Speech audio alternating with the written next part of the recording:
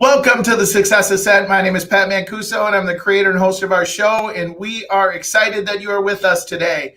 We have a special guest with us by the name of John Davis. Now, I'm going to introduce John and let him introduce himself in just a second. I'm going to start with the words, though, action hero, and John's going to talk about being an action hero, and boy, do we need some good thinking and coaching around that with all the things we have going on today. So first of all, as I start off every show, you can always subscribe at thesuccessascent.com, www.thesuccess.com, successascent.com, also at your favorite podcast source. So let's get started. I want to introduce Mr. John Davis to you. And as I do always, I have a prepared script, if you may, to talk about our guest, and then we're going to have him talk about himself. So first of all, I'd like to introduce John. John has lived the life of an action hero. I know we're going to talk about that here in just a second. He's been a professional fight director and stuntman. I want to hear a lot about that for stage and screen. He's also an artistic director of 3 regional parks, a sword fighting comedian. Now, John, I'm thinking that's kind of interesting. Sword fighting and a comedian at the same time, a motivational speaker, author, and a coach. He's also been on the Today Show and the Discovery Channel. He also brings his inspirational message to countries around the world and impacted thousands. So welcome, John, to the show. Well, it's an absolute pleasure to be here. Thank you for having me. I'm really going to have fun helping your audience awaken their inner action hero. Well, I love it. I love it. So, John, I always start off with, okay, that was the scripted out who John is. Tell us like something about John that maybe wasn't in the piece of paper. Like, who's John? All right. So John was a kid who had thousands of acres of woods behind his house and always had a stick in his hand like it was a sword and wanted to be Errol Flynn. And for years and years and years, that was my whole life was sword fighting in the woods. And when I got into my early 20s, I started doing Renaissance festivals, which for those of you who don't know what that is, that means for a long time I was wearing tights and living in the woods. But the part of this that was interesting was I met 2 fight directors there who were 2 of the top fight directors in the world, and they found a lot of talent in me as an actor and a combatant, and they offered me their training for free, which was pretty cool. So I started going for my martial arts. I was going into black belt and learning nunchaku and sword fighting and all bullwhips and all that kind of stuff. And 22 years old, I was asked by a friend of mine to help him unload a van, and I climbed up inside the van. And I picked up a box of clay. He was a professional potter. He had 80-pound boxes of clay in his van. And I picked up the first box and I twisted to set it outside of the van. And my upper body separated from my lower body, and I became paralyzed. And they hauled me to the hospital and told me that give up on all your dreams because you're done. You're paralyzed. Wow. And that was at what age? 22. So I know we're going to pick up that story, right? Tell me first, what's a fight director? A fight director, you might have heard it also known as a fight choreographer. Okay. Okay, so now a choreographer is the person who does the movement. A fight director who does not only the choreography, but he also directs the scene which it's in. So a film director may say, okay, this is your scene, so I have to set up the camera angles, I have to set up all those kind of things as well. And as a fight director for live productions, my job is to direct the entire scene of a live play.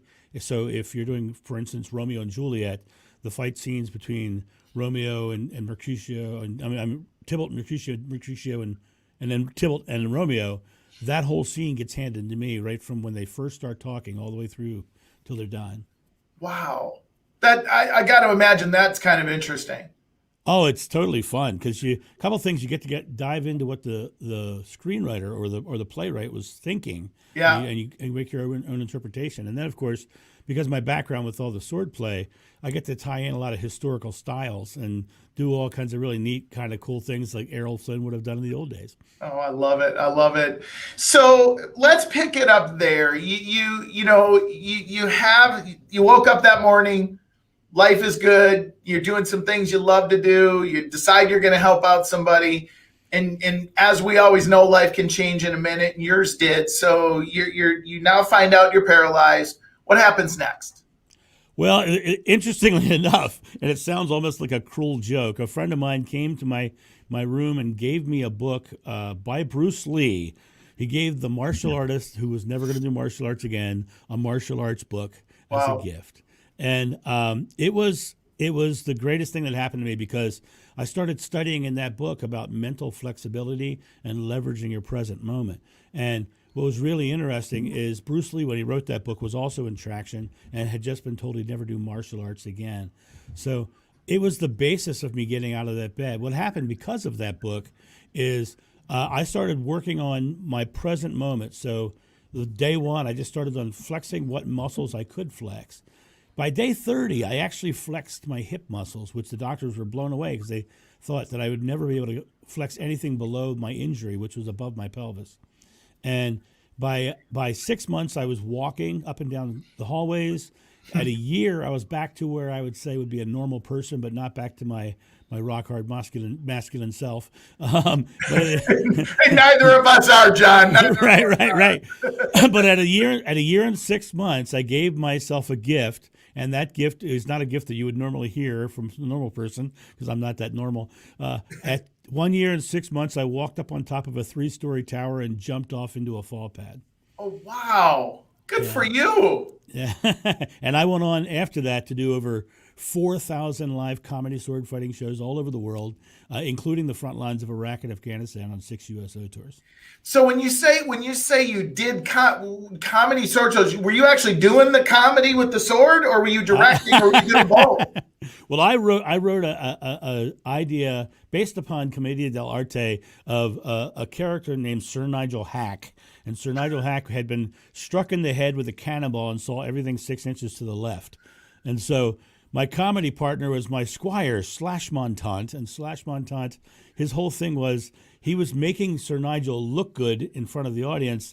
And what was happening is every time something would happen, Sir Nigel would pay Slash Montant. So he was getting rich off of making Hack look good. So we created the act of Hack and Slash, Sir Nigel Hack and Slash Montant.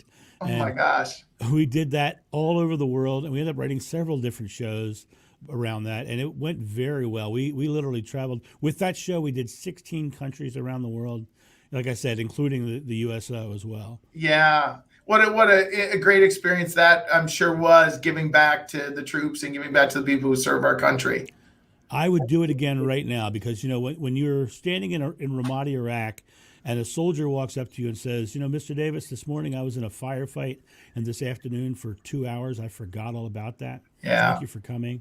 That's huge. I would go right now because there's nothing in this world as important as our freedom. And when somebody volunteers their life to go anywhere in the world to defend that freedom, whether you believe in the wars or not, right? They volunteered, so they are truly action heroes. Yeah. And so to me, that's worth not only celebrating, but it's the least I can do to go do something back for them. Absolutely. Well, thank you for that. We thank our military for their service, and thank you for servicing the military, because I know how important that is. Mm-hmm. So first, let me go back, and I want to ask you this question because you said this, and maybe this is going to come in a future conversation. So if it does, then I'll shift gears. Leveraging your present moment.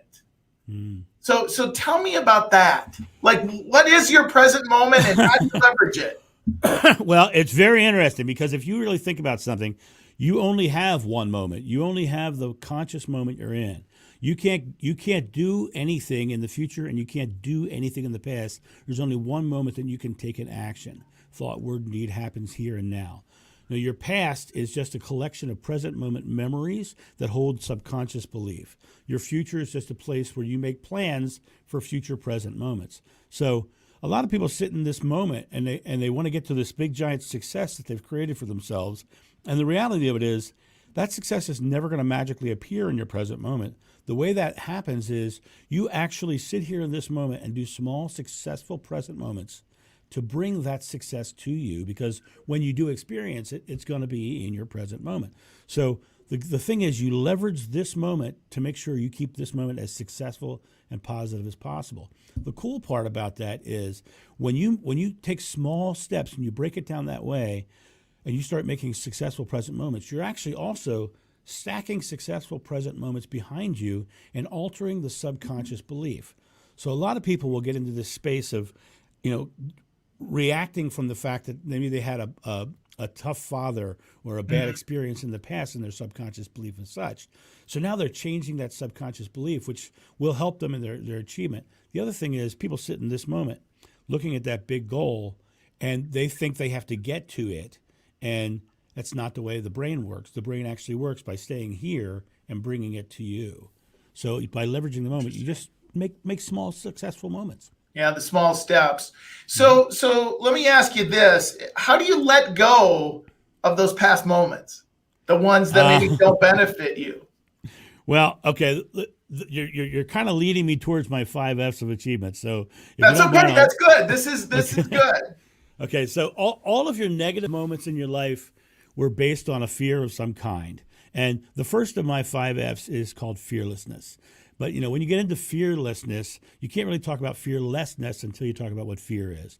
When I ask audiences all over the world what fear is, the room goes silent. And then somebody in the back of the room will go, false evidence appearing real. And I'm like, yeah, okay. I don't buy that answer, though, because when you break down fear scientifically, fear really only is negatively focused uncertainty. It's you. Okay, slow down there. So I want you to say that again. That negatively focused uncertainty. That is what fear is. Because you think about it, when you're in fear, you're sitting there in this moment, and you are focused on. Basically, it's an emotional reaction to some future event that may or may not happen. With you focused on it being negative, and if you were focused on it positively, you wouldn't be afraid. Right. So it's your negative focus that creates fear. So the way you break out of a fear cycle is number one, and this is the same thing with the subconscious belief. Those are just memories of fears. So the reality of it is, in this moment, the way you break out of fear is the same way actors on Broadway do when they forget their lines. They're up there on stage and all their lines go out of their head, and they're literally trained to exhale and relax all their muscles.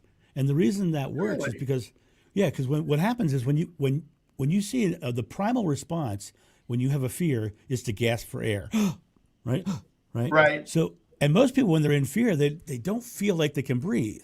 Well, it's not that they can't breathe; it's that their body is conserving air so they can run further and faster. That's their body's holding on to air. So by exhaling and releasing it, you shut off the primal fear response and you turn your brain back on. And what happens is, for those actors, all their lines rush right back into their heads, like right immediately. It's incredible, really. Yeah. So fearlessness. First of all, exhale. First of all, when you realize that you're in fear, label it as a fear so that it's external, and then exhale and let it go. Because if it is about a future event, it's not even rooted in your present moment. So it's not right here, right now. So that's the quickest way to get rid of fear. The next thing is, when I was talking to the soldiers on the front lines, I said, you're going into these scenarios where they're going to shoot at you, or shoot bombs at you. How do you do that? And they say, first we have to set our fears aside. But it's easy for us because we have an objective. We have a goal, something to focus on. So you're going to fearlessly focus, right? And I can tell you from experience, when you're standing on top of a 3-story tower and you're looking down, you're not focused on the tower. No. You're focused on where the heck you're going to land. Right? Yeah, making sure there's no wind change or anything. Right. You're focused on the positive outcome all the way at the bottom. So you got to get seriously positively focused. The interesting thing is, we talked about the subconscious mind having this underlying belief system.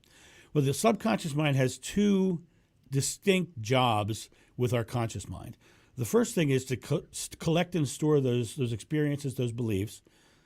The second thing is that when we focus on something consciously, our subconscious mind shows us the pathway to get it. And I can prove it to you. So have you ever bought a car before? Yes, sir. Okay. Did you choose what kind of car you wanted before you went to the store to buy it? I had a pretty good idea. Okay. So after you made that conscious choice, did you start seeing that kind of car all over the place? Not really. Not really, really. Have you ever had some big? Well, I didn't see it before I bought it, but after I bought it, I saw it all the time. Oh, you saw it all the time. Okay, so the same basic idea. Like for instance, I wanted to buy a Jeep, and when I thought about that Jeep, I want to buy a Jeep. Next thing you know, I started spotting every Jeep that was on the road. Yeah. Right? Because my subconscious mind is saying, "There's the Jeep. There's the Jeep. There's the Jeep." So it's just like when you know a negative person, that negative person will always have something to be negative about because they're focused consciously on negative and their subconscious mind is pumping negative thoughts into their head. So Makes the sense. idea is to change your subconscious mind, you have to consciously focus on positives. You have to consciously focus on the positive outcome that you're trying to achieve. Okay. Once you do that, you start stacking conscious moments that are positive behind you. So that's 2. What's the next step? Okay, the next one's the strongest one. It's the power behind the force, as it were. Right. I think we're getting swords now already. I feel swords coming. The force.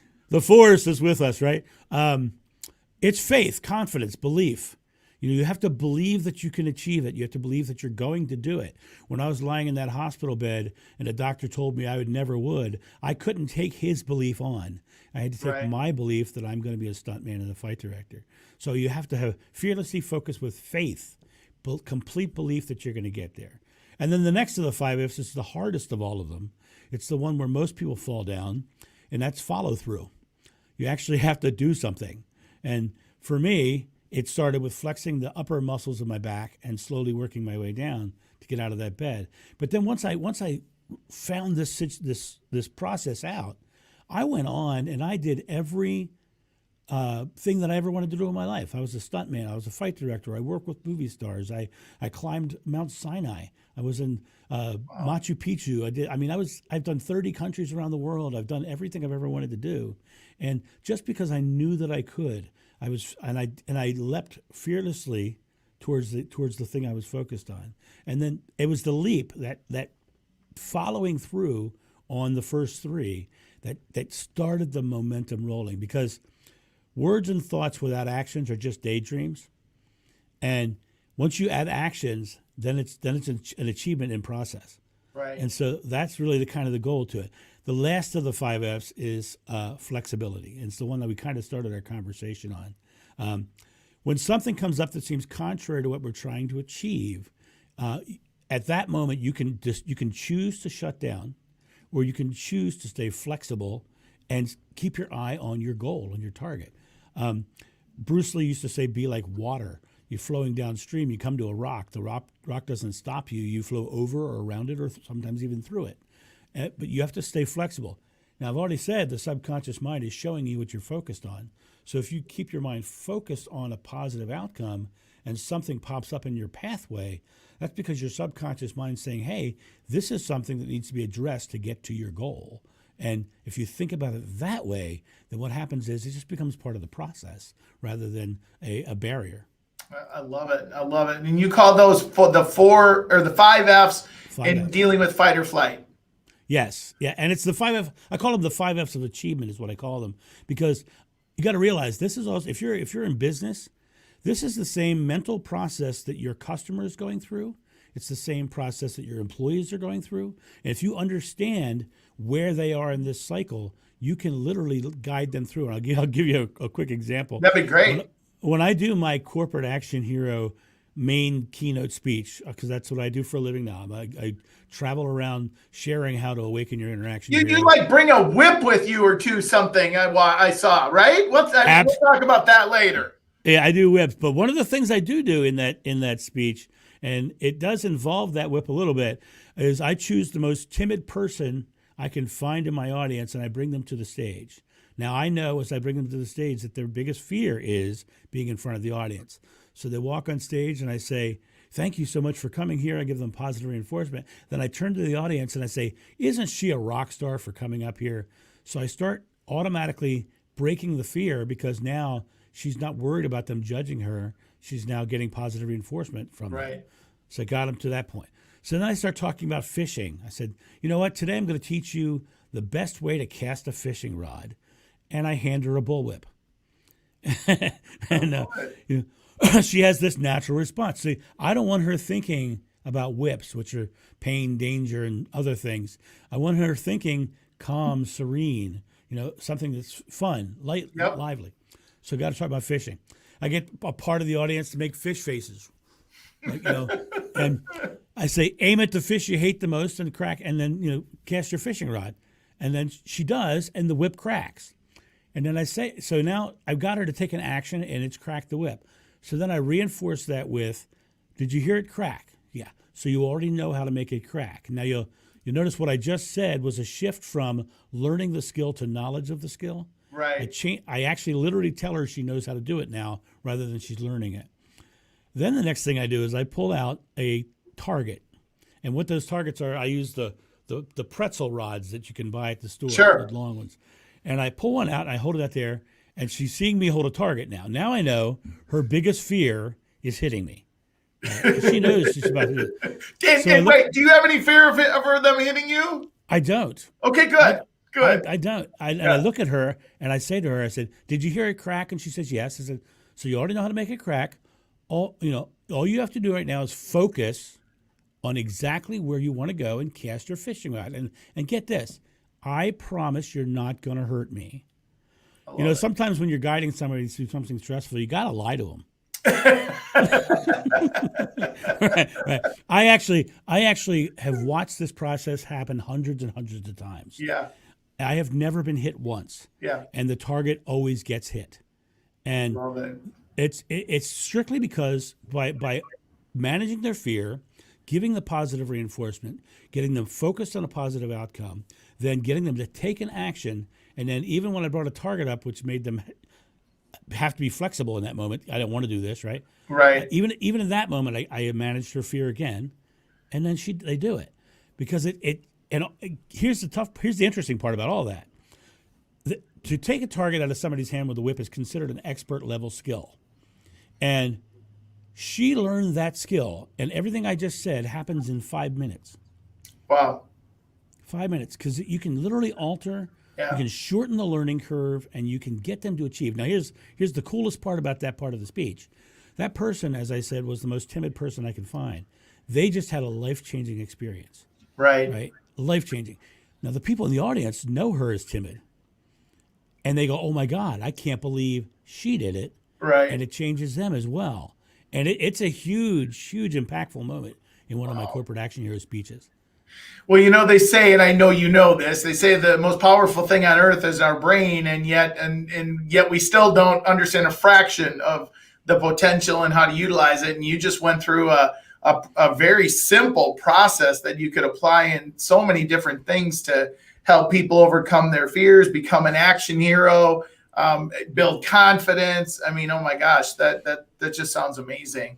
So let me ask you this. We talk about in the Success Ascent, we pick that because it's the journey, and we always know the journey, at least our desire is for the journey to be upward, and yet it's never completely upward, right? Sometimes it's sideways, sometimes it's backwards.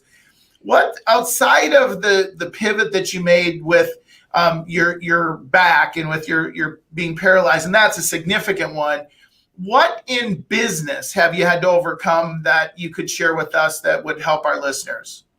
Well, when I was the artistic director of theme parks, it was a very interesting experience. And one of the biggest key moments that I had was understanding that the people that I'm working with have their own ideas about how things go. So as a leader, people would come to me complaining and blah, blah, blah, blah, blah, blah, blah. And they would say they would have a problem and they would be screaming and they'd be yelling. And I would never get into a fear state or an emotional state about it. And I would basically start with, oh my gosh, I'm so sorry that's happening. What's the solution? I would just ask them because they have put so much thought and energy into it already. They've already thought about a solution. And 9 times out of 10, the solution will work. So it's a matter of engaging the people that you're working with as a tool, as part of the process. When I did have my back injury, it was amazing to me how many people I found I could rely on. And you got to realize when you own a business, the strongest part of your business is your team. Right. And if you can leverage their dynamic abilities, and I say that specifically, dynamic abilities, you have to foster dynamic abilities. I know so many owners who get stuck in micromanagement and don't allow their people to actually fly or try to do anything. Right. And all they're doing is limiting how far the company can go because you can only go as far as that one person is pushing it. But you let those people have that power, and you let them have that experience, your business grows exponentially. And to give you an example, one of the parks that I took over was on the brink of bankruptcy, and that next year after I took it over using these principles, they went to 60% over their highest year. Wow. Wow. Well, and if and John, if you don't allow that leverage and you don't build up those people, they won't stay. They'll leave because people want to grow. People want, they want additional opportunities, no matter what that looks like for them. So you have to do that. I mean, it's probably one of the biggest ceilings entrepreneurs that start businesses hit. Right. And the interesting thing is the weakest link in your company is going to be your weakest attitude. And so you got to find how to create a positive attitude, a positive work culture. I spoke recently for a company about 6-8 months ago. Well, actually, before that, just before COVID, I spoke for them. They had fostered a real competitive, compete against your neighbor sort of environment. Sure. And I told somebody, I said, I'll bet you 5 years from now they're gone. And it's been, like I said, about a year now, right? They're already struggling because they had created such a toxic environment. I'm seeing a huge swing in the corporate world right now because I speak to a lot of corporations. The year before COVID, I traveled over 200 days. Wow. And what I'm seeing right now is the corporations are all pushing towards these values-based models now. They're really putting together, trying to find a family atmosphere at work and empowering and helping people. And those companies are growing exponentially. Yeah. Because people want to stay there. The average lifespan of a job right now is 4 years.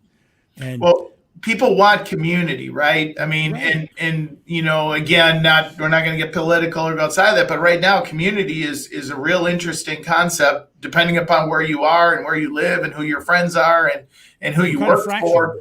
Yeah. Absolutely. Absolutely. Well, let's shift gears a little bit. So I've prepared you for this. I always ask our guests, what's the best advice you've ever been given from mentor, coach, friend, family, parent? What's the best advice you've ever been given? Okay. I'm going to call this person friend, family, and mentor and coach because I'm a very good friend with a man named Dan Thurman, who was the former president of the National Speakers Association. But I've known Dan since he was 19 years old, and he is a rock star keynote speaker. And when I first was getting into keynote speaking, I asked Dan one question. I said, when did you become successful? And his response was, I became successful when I stopped doing everything else. He got deadly focused on the things that were showing themselves to be successful and paring away all the ones that weren't. And he went off to become a millionaire speaker, multimillionaire speaker. Yeah, it makes sense. Gary Keller is the founder, creator of Keller Williams, and he wrote a book called The One Thing, and that's the premise of the book. And my background, of course, is with that organization, and it makes so much sense. So it's great advice. So let's flip it upside down.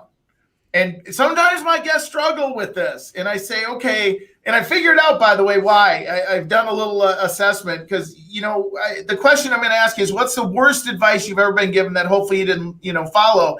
And I think people have discovered that the worst advice, they put it out of there. That's like gone. I'm like done with that. And so they struggle to remember it. However, we'll see how you do. So what's the worst advice you've ever been given? Worst advice I ever got came from my father. I told him I wanted to be a stuntman, fight director, actor. And his response was, you should become an architect or something that makes money. Isn't that crazy? And I went off and I did more in my life than, he was a plumber his whole life. And I'm sure he wanted his best for his son. Yes. I went off and I did more in my life than he ever did in his. And I made more money than he ever did. And I've been much more successful in everything I've ever done. That crazy. Because I wasn't. But I also believe that he was limited by his parents' belief because his parents were people who went through the Depression. Yes. So he had that lack mentality. Well, it's that fear, right? It's that subconscious of what was back in his subconscious. And, as a parent, I know we always want the best for our kids. And so that best for our kids sometimes is how we protect them, or we think we're protecting them there. So before I'm going to give you a minute to kind of think about a final thought as we kind of close up. However, I do want to ask you, because obviously you've given us your time, and I always want to figure out how I can get back to you. So, what would be an ideal opportunity for you, or who should reach out to you for your services? Like, I know you said you're doing guest speaking, and that's kind of your deal, right? Right. Right. Well, what I do mainly is I go into organizations right now and I break them out of their self-limiting beliefs. And right now, we're coming out of COVID. We're at the beginning of a new journey, and that new journey has a lot of change, uncertainty, and definitely adversity. And what I do is I awaken their interaction hero. I show them how to do these 5 Fs in a really fun, exciting way. The other thing I do in one of my speeches is I celebrate the audience, because they need to be celebrated that they made it through, to get to empower them, to build them up. So if you have a company that is, coming out of COVID, and you're starting something new, and you have new systems and processes and technologies and changes in management, you need to not only awaken your audience, but you need, they've been shaken. It's time to get them stirred.